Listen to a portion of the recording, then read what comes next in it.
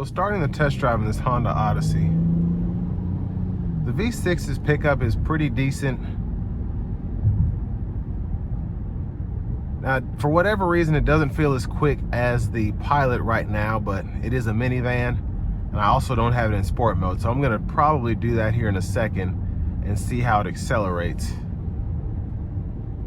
But right now, I just kind of want to see, kind of get a feel for how it drives.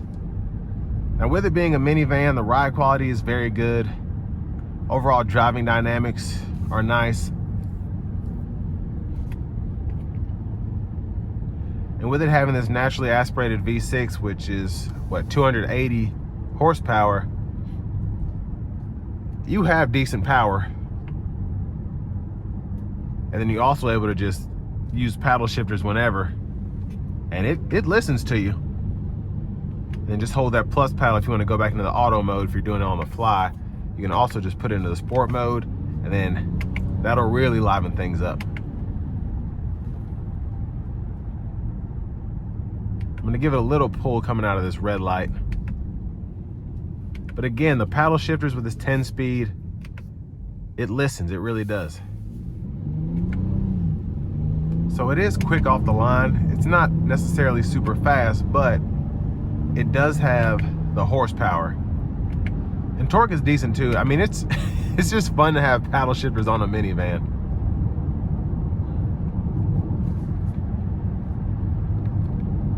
So I have the adaptive cruise on now. I'm gonna adjust the gap back. And then I'm gonna hold that plus paddle to put me back into the sport mode.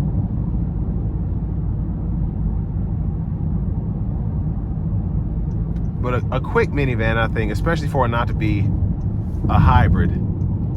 I wish Honda would drop a hybrid version of this van because it would be so much fun to drive, having that instant torque for your low end. Now we're gonna put it in standard mode, getting on the interstate. We'll give it a little bit, but not too much. And then I'll put it into econ mode as I get situated on the highway here.